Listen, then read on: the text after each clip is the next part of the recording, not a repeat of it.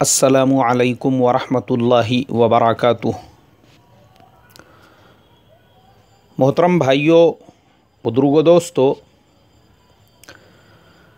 ये हमारा इस्लाह मुआशरा का 617वां सबक है। मोहतरम बुजुर्गों, हिंदुस्तान के एक बहुत बड़े क्रिकेटर मोहम्मद शमी और उसकी बीवी हसीन जहान, दोनों के दरमियान में जो लड़ाई झगड़ा चल रहा है, टीवी चैनल के ऊपर, अखबारात की हेडलाइन में, हर तरफ जिधर आप देखेंगे तो आपको यही ख़बर पढ़ने और सुनने के लिए मिलेंगी। हमारी ज़िम्मेदारी ये बनती है, हम इस वाक़ये को किसी एक की बात सुनकर कि हसीन जहान वो मीडिया चैनलों के सामने आकर मोहम्मद शमी पर बहतान लगा रही है, इल्ज़ामात लगा रही है, तो उसका बयान सुनकर हमने उसकी बात का यकीन कर लिए, या मोहम्मद शमी वह हसीन जहान को पागल और मेंटल कह रहा है तो उसकी बात का यकीन कर लिए। नहीं, हकीकत क्या है, इस वाक़ये को पूरी तरह से हमने एनालिसिस करना चाहिए और उसके बाद ही कोई राय कायम करना चाहिए। 2 दिनों तक मैंने इस वाक़ये पर अच्छी स्टडी किया, पूरी तरह से रिसर्च किया। अब उसके बाद मैं आपको ये पूरा हकीकी वाक़या बता रहा हूँ। मोहम्मद शमी कौन है? मोहम्मद शमी कोई ख़ानदानी नवाब, ख़ानदानी करोड़पति, मिलेनियर तो है नहीं। मोहम्मद शमी एक किसान का बेटा है, छोटे से गांव का रहने वाला है, उत्तर प्रदेश में अमरोहा। वहाँ इसके वालिदैन रहते हैं। अल्लाह तबारक व तआला ने इसको तरक्कियों से नवाजा। चमक गए आप। अब जब चमक गए तो IPL के ज़रिए से भी आपकी इनकम हो रही है। इंडियन क्रिकेट टीम में खेलते हैं तो उसके ज़रिए से भी आपकी इनकम हो रही है। करोड़पति बन गए, बड़े आदमी बन गए। लेकिन मोहतरम बुजुर्गों, हमारा मुसलमानों का सबसे बड़ा प्रॉब्लम ये है, हमारे पास में पैसे आने के साथ में मस्ती बहुत जल्दी आ जाती है। वो हमारे गांव खेड़े के अंदर एक कहावत है, बेचारी बूढ़ी बड़ी औरतें जो है वो बोला करती है, बोले कुत्ते को खीर हज़म नहीं होती। ऐसे ही मैं देखता हूँ हमारे ज़माने में बहुत सारों को, उनको पैसा भी हज़म नहीं होता। वो हमारे मौलाना यूनुस साहब रहमतुल्लाह अलैह भी हमेशा फरमाया करते थे, बोले जेब का पैसा भी इंसान के ऊपर असर डालता है।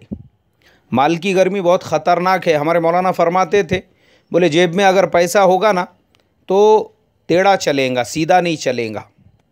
और फिर मौलाना फरमाते थे, मोटरसाइकिल पर भी अगर बैठा हुआ होगा तो भी टेढ़ा बैठेगा, सीधा नहीं बैठेगा। क्यों? बोले मुझे देखो, मैं भी कुछ हूँ।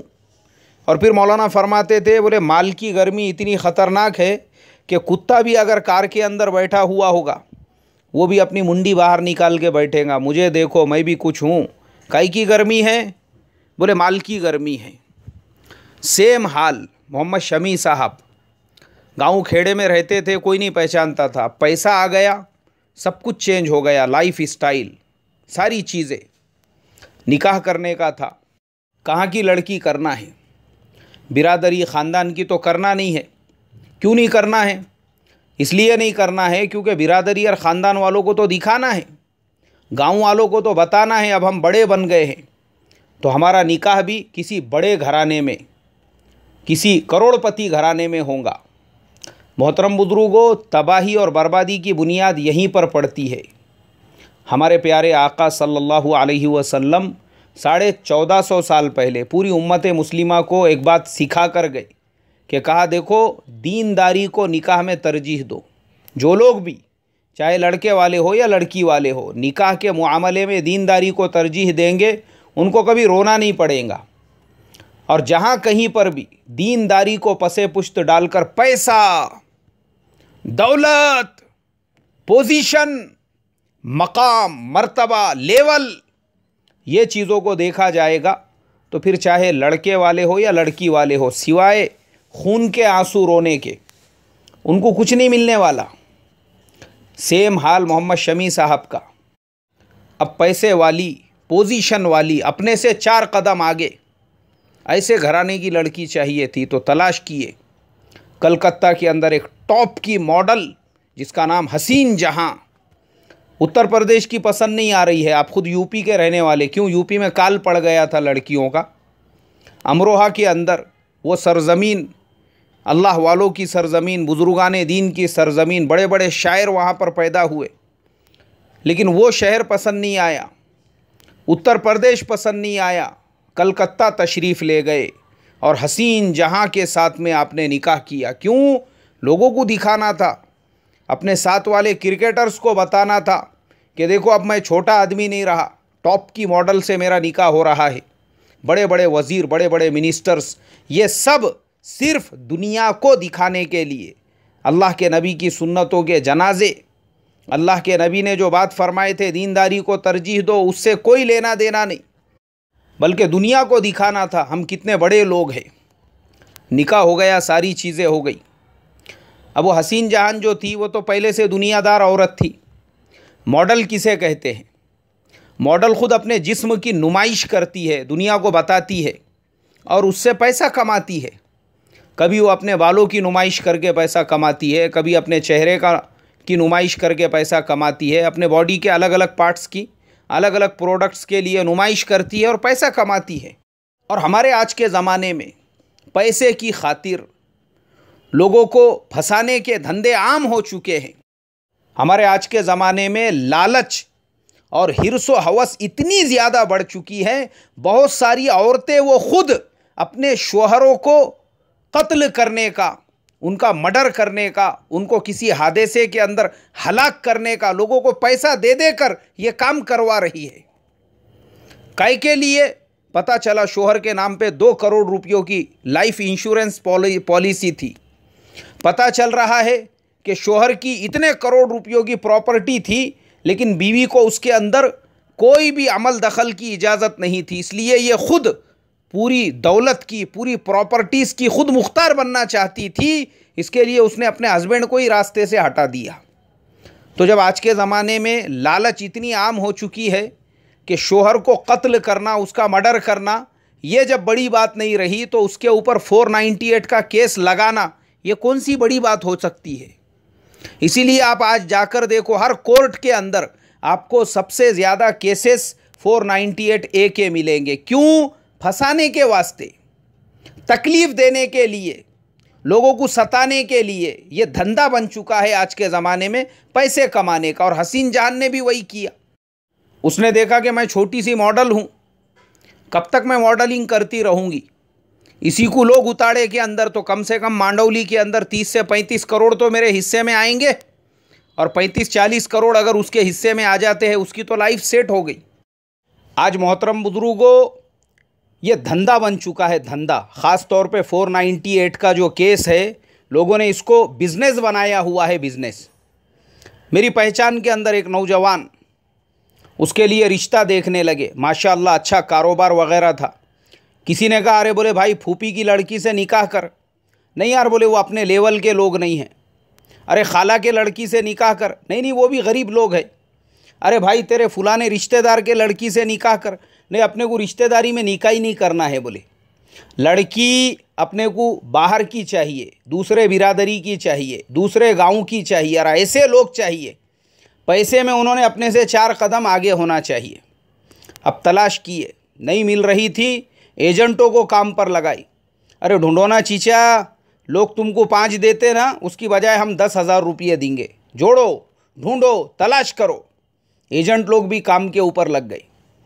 अब उसके बाद एक लड़की, उनको एकदम हायर एजुकेटेड, डिग्री होल्डर, एकदम आला तालीम याफ्ता, उसके माँ बाप भी एकदम वेस्टर्न कल्चर वाले, हायर एजुकेटेड लोग, बहुत अच्छी फैमिली, पूरे बिरादरी, पूरे ख़ानदान में धूम धड़ाका हो गया। निकाह होने के बाद में जनाब दुकान के ऊपर बैठे हुए हैं।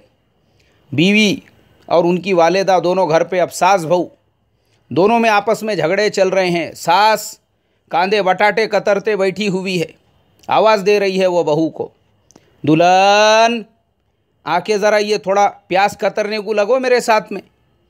बीवी को बुरा लग गया, उसने उसके शोहर को फ़ोन करके बोली, अरे तुम्हारे अम्मा को समझाओ, ये खेड़े देहात की बेवकूफ़ औरत, उसको इतना नहीं समझता मैंने कौन से स्कूल कौन से कॉलेज की डिग्री ली हुई है, ये मुझे कांदे बटाटे काटने के लिए बुला रही है। उस पर से लड़ाई झगड़े, लड़की अपने माँ बाप को शिकायत, तुमने ऐसे कैसे फ़कीरों के घर में मेरा रिश्ता करके दे दिए, इनके यहाँ तो कोई नौकरानी भी नहीं है, मेरी सासी मुझे कांदे काटो बटाटे काटो बोल रही है। वो मसलों को लेकर लड़ाई झगड़े, नौबत यहाँ तक पहुँची मोहतरम बुजुर्गों, लड़की अपने माँ बाप के घर पे, लड़का अपने माँ बाप के घर पे। लड़की वालों ने उठा के लड़के पर, उसके माँ बाप पर, उसके ख़ानदान पर, उसके पानदान पर, उसके उगालदान पर, उसके आधे महल्ले पर 498 का केस कर दिए। वो होने के बाद परेशान, इन्होंने ज़िंदगी में कभी पुलिस चौकी का मुंह नहीं देखे थे। अब आधा महल्ला जो है वो अंदर बंद किया हुआ है, सबकी ज़मानत।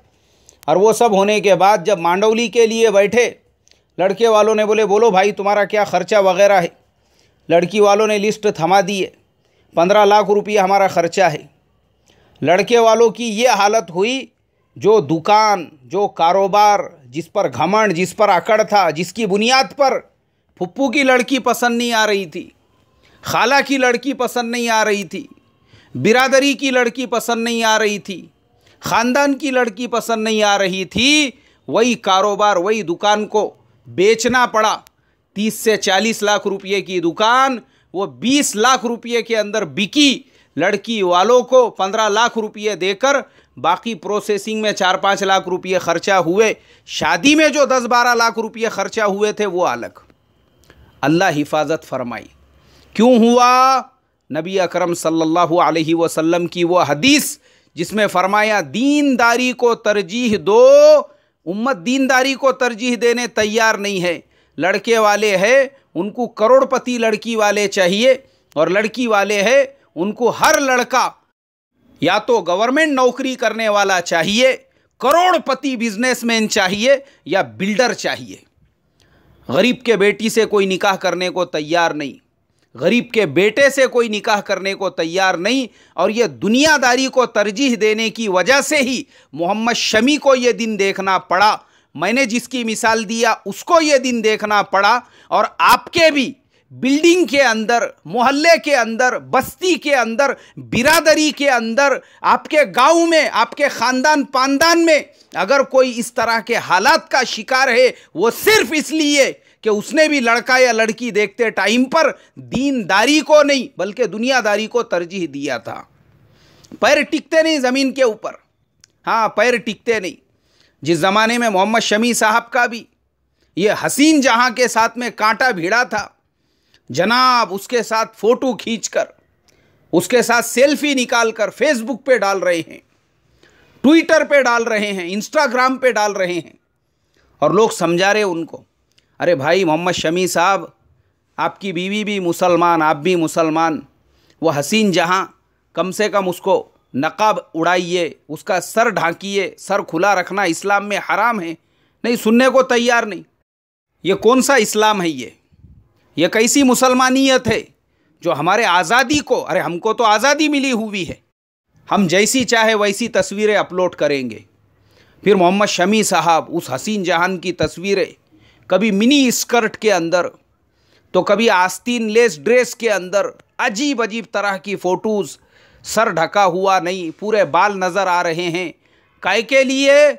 मुसलमानों को और ज़्यादा चिढ़ में लाने के लिए, मुसलमानों को और ज़्यादा गुस्सा दिलाने के लिए, और अपने जो गैर दोस्त है गैर, उनको खुश करने के लिए। देखो, मैं किसी इस्लाम को फॉलो नहीं करता हूँ, मैं एकदम आज़ाद ख्याल इंसान हूँ, उनको खुश करने के लिए।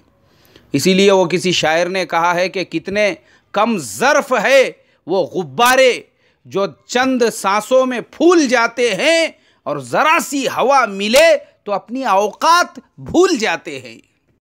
आप देखिए ना, और भी क्रिकेटर्स हैं, उनकी भी बीवियां हैं माशा अल्लाह, लेकिन अल्लाह उनको जज़ाए खैर अता फ़रमाए।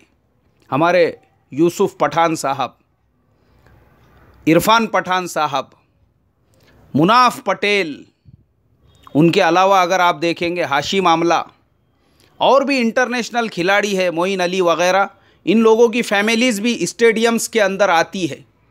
लेकिन क्या मजाल कि कभी वो आपको बेनकाब या उनका चेहरा खुला हुआ नज़र आ जाए, बिल्कुल नहीं। क्यों? क्योंकि पैसा आने के बावजूद, इज्जतें मिलने के बावजूद, आईपीएल में खेलने के बावजूद, दुनिया की और दूसरी लीग्स में खेलने के बावजूद उनके कदम ज़मीन के ऊपर टिके हुए हैं। और उन्होंने निकाह भी जिनसे किए, दीनदार घरानों के अंदर, पैसा नहीं देखा, दीनदारी को तरजीह दी। इसीलिए आज वो खुशहाल ज़िंदगियाँ गुजार रहे हैं। इसलिए मोहतरम बुजुर्गों, तमाम सबक सुनने वालों को आखिर में यही नसीहत करूँगा, याद रखो, दीनदारी की बजाय पैसा, मॉडल, एजुकेशन, डिग्रियों को तरजीह देंगे, आपका वही हाल होगा जो मोहम्मद शमी का हाल हुआ। अल्लाह हिफाजत फरमाए। अस्सलामु अलैकुम वरहमतुल्लाहि वबरकातुहू।